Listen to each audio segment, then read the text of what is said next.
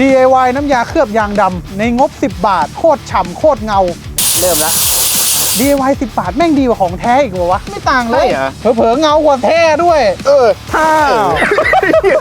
เฮ้ยไหวปะเนี่ย เอาเรื่อง เอา ว่ะ เรื่องว่ะ เงาหมดเลยว่ะ เดี๋ยวมาดูกันกลับมาอีกครั้งนะครับตามคำเรียกร้องรอบนี้ในคอมเมนต์บอกว่าเรามาลองน้ำยาเคลือบยางดำให้ดูหน่อยพี่ก็ไปทำรีเสิร์ชมาแล้วปรากฏว่ามันมีสูตรอยู่ เยอะเลยไปดูสูตรมาจากโซเชียลหาข้อมูลมาแล้ว แล้วเท่าที่ทุกคนเห็นก็ดูหน้าตาแล้วไม่รู้จะใช้ได้จริงด้วยหรือเปล่า ไม่เป็นการเสียเวลาก็ใส่เลยดีกว่าเดี๋ยวเราผสมสูตรก่อนอันนี้งั้นเราวันนี้ไปคือ DIY 1 DIY 2แล้วก็ DIY 3อันนั้นของแท้ โอเค ของแท้เรา เก็บไว้ก่อน ไม่ยังไม่เข้าไม่เคยไปพูดถึงมันมาก แล้วเอาสูตรชาวเน็ตก่อน ใช่ แรก สูตรหนึ่งนะพี่มีอะไรบ้างพี่น้ำมันพืชน้ำยาล้างจาน น้ำยาล้างจาน ปรับผ้านุ่ม ปรับผ้านุ่มแล้วอันนี้ตามสูตรในโซเชียลเขาอัตราส่วนว่าไงบ้างพี่ พอๆกัน 3 อย่างเนี่ยเทเข้าไปแบบพอๆกัน1 ประมาณนี้ ประมาณนี้เราแกะกันเลยนะปึ๊บ เฮ้ยพี่เราดมมาทุกคลิปแล้วนะ เอาอีกแล้วอ่ะ ลองดู เกี่ยอะไรขึ้นจมูก ดมน้ำมันไม่มีอะไรหรอกทำไมน้ำมันมีกลิ่นด้วยเหรอ ไม่คนละเบะ มันเป็นไงเอ้ยไหวปะเนี่ย ได้อยู่ฟิลเหมือนแบบไปทำบุญอะเติมน้ำมันตะเกียงอะมันจะมีไข่น้ำมันหน่อย โอเค ลองดมดู ไม่เป็นไร ธรรมชาติอยู่ เอาเลย น้ำตาไหลเลย 1 ส่วนนะ 1 ส่วน1 ข้อได้วันนี้ ประมาณ พอไหม พอ ต่อไป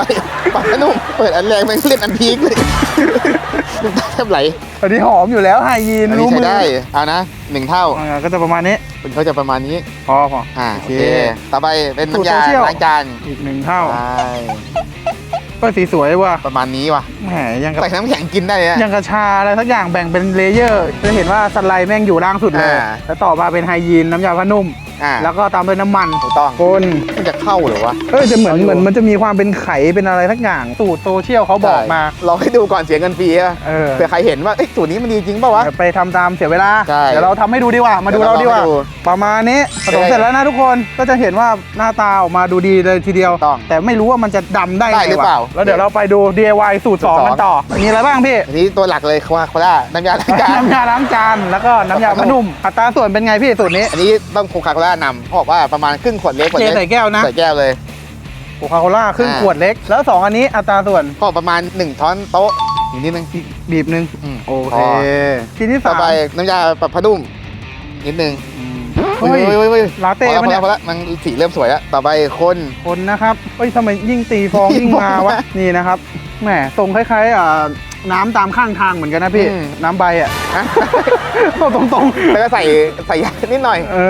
DIY สูตร 1 กับ DIY สูตร ใช่ 2 จบไปแล้ว 2 สูตร ต่อไป สูตรสุดท้ายที่มี M100 ใช่สูตรนี้ง่ายสุดเลยนะ มีแค่ 2 อย่างเอง ใช่ สูตรที่เขาบอกมาเนี่ยก็คือหลังจากเรากระดกไปประมาณ1/3เนี่ยเราเอาน้ำยาล้างจานเนี่ยใส่เข้าไปในขวดเลย ถูกต้องเอานะ เอาดิ อันนี้สูตรน้ำผึ้งบอกเฮ้ยออกข้างวะ ประมาณไหน นิดนึง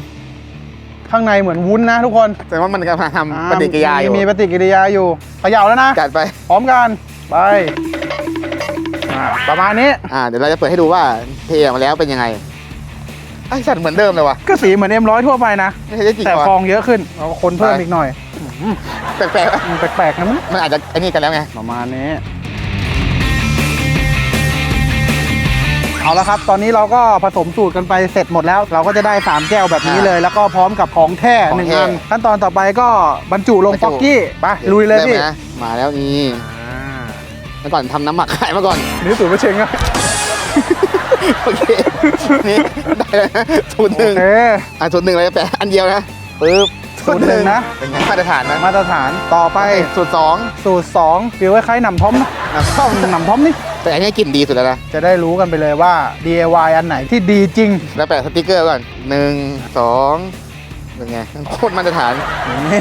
สูตรสอง มาตรฐานสูตร ส่วนสูตร3เนี่ยเราไม่ต้องใส่ขวด 2คือเอาไว้เนี่ยพริกโบ๊ะลำเลย เยอะไปเปล่าใส่ขวดM100ดีกว่า เดี๋ยวใส่ขวด อ่า น้อย เดี๋ยวขวด แต่ว่าฟิลประมาณนั้น เป็นแบบนั้นใส่นะ ใส่เลย กลับสู่ที่เดิม อันนี้เอาฉลากออกยังเนี่ย ยังอะดิ โอ้โหยังไม่เข้าอีกยังไม่เข้า ยังไม่เข้าอีกไม่เข้าที่หวานเจี๊ยบไง กินให้ทุกคลิป ใช่ โอ มา เค แล้วสูตร นี่ นี้ เดี๋ยวเราไปทดสอบกันเลย ได้ ก็อันนี้เราแบ่งยางออกเป็น4ส่วนนะก็1เราจะใช้ของแท้ก่อนแล้วกันแล้วก็ DIY 1 2 3ตามนี้ เอาของแท้ก่อนนะ เริ่มจากของแท้ก่อนอันนี้ตามสูตรเขาบอกว่าไงมั่ง บอกว่าให้ขีดไว้แล้วก็รอ เดี๋ยวเราเช็ดเก็บงานหน่อย ใช่ แล้วเดี๋ยวเราดูผลลัพธ์ ขีดเลยนะ เอาไป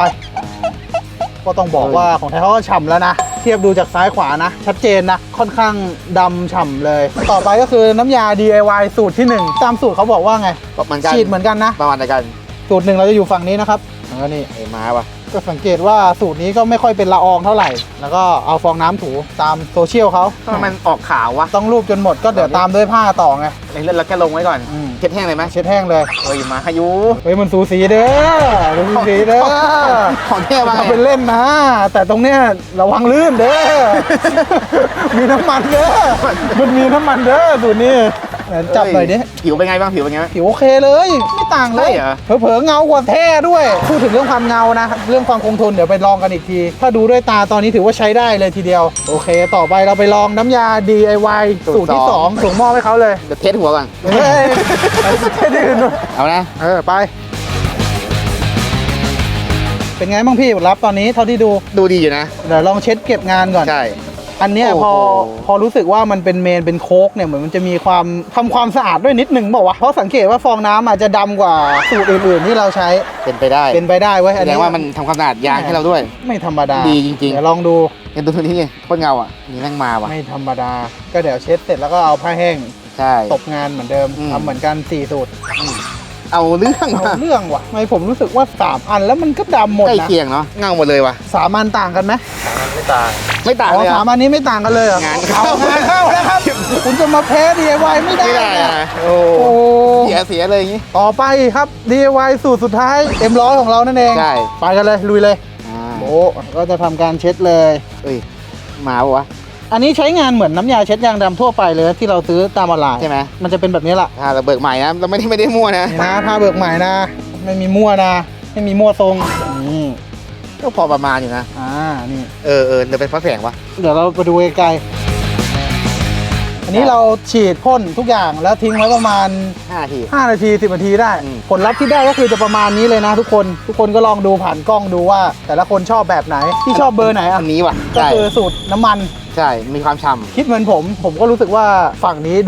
ดูเงาที่สุดดูฉ่ำที่สุด ใช่ อันนี้ในพูดถึงเรื่องพอยต์แรกก็คือเรื่องความฉ่ำความเงา เดี๋ยวเราไปลองทดสอบความคงทนกันเลยว่าถ้าเอาน้ำสาดโบ๊ะเข้าไปเนี่ยอันไหนจะรอด ใช่ อันไหนจะไม่รอด ถูกต้อง ไปเอานะพร้อมแล้วพี่ โอเค 3 2 ไป เออเออเออเออ อ้าวเป็นไงพี่ผลลัพธ์ สาดแล้วแม่งดูยาก พอสาดแล้วไม่ดูยากกว่าเดิมอีก ดูแลวเดี๋ยวเราเอาลมมาไล่เป่าดูว่าเมื่อน้ำมันออกไปหมดแล้วอะตัวเคลือบแบบมันยังอยู่ไหม อันไหนคงทนที่สุด ใช่ ไป ไป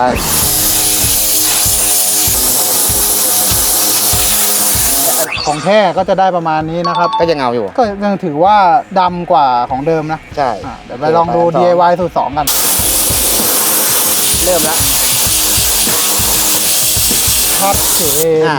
ตอนนี้ก็ชัดเจนนะทุกคนว่าน้ำยา DIY เนี่ยหลังจากพอเราเป่าแห้งเนี่ยหายเลย ใช่ แทบจะเป็นของเดิมแล้ว ก็ถือว่าถ้าสำหรับความคงทนไม่ผ่าน ฟ้าก็เปลี่ยน ฟ้าก็เหี่ยวดูนะทุกคนดู 1 ใช่ 2 ก็ต้องบอกว่าของแท้เขาคิดมาแล้ว ใช่ ไม่งั้นมันคงไม่มีราคาหรอก ถูกต้อง แต่เดี๋ยวเราไปทดสอบสูตร 3 สูตร 4 กันต่อไป าโอเคสูตร 3 สูตร3จ้าจากที่ผมดูนี่ผมว่าเผลอๆหนักกว่า 2 อีกว่ะ มันไม่ช่วยเลย เหมือนเราปาดไปเล่นๆไปงั้นน่ะ เออ ก็ไม่ผ่านเหมือนกัน โอเค ไปสูตร 4 เลยพี่ เนี่ย ไป โอ้สี่ ชัดเจนนะครับสำหรับสูตร DIY ของเราทั้ง 2 3 4 เราก็จะเห็นผลลัพธ์เลยว่าเมื่อโดนน้ำเนี่ยก็คือไม่อยู่เลย ไม่เหลือเล เรีย ย กได้ว่าใช้ไม่ได้เลย เรียกว่าใช้ไม่ได้ จะเห็นได้ว่าอัน DIY 1อ่ะตอนแรก ใช่ มันเงาจริง มันฉ่ำจริงถ้าเทียบกับสองอันข้างล่างถูกไหม ใช่ แต่ว่าพอหลังจากสาดน้ำแล้ว อืม เกมแม่งพีคเลยว่ะ ก็คือ มันต่า ของ กับ แท้เขา ใช่ คงคิดมาแล้วแหละว่ามันทำงานได้ทั้งตอนที่เปียกแล้วก็ไม่เปียก อ่า สรุปเลยก็คือน้ำยา DIY ถ้าถามว่ารอดไหมก็คือ มีแค่สูตร 1 เท่านั้น ที่รอด ในตอนที่แห้ง ใช่ ไปด้วยเพื่อนๆชอบสูตรไหนก็ลองไปลองกันดู ใช่ หรือมีสูตรที่คิดว่ามันจะดำด้วยกันน้ำด้วยก็คอมเมนต์กันเข้า ามาได้สำหรับเพื่อนๆถ้ามีอะไรอยากให้เราลอง DIY อีกเม้นส่งกันเข้ามาได้เลย เราจะทำให้คุณดูว่าอันไหนมันใช้ได้จริงใช้ไม่ได้จริงจัด ขอ มา เดียวอย่าเอากลิ่นเหม็นมากๆมานะไม่ไหว เพราะว่าคนนี้เป็นคนดม อย่าลืมฝากกดไลค์กดแชร์คลิป DIY ของเราด้วยไปแล้วครับ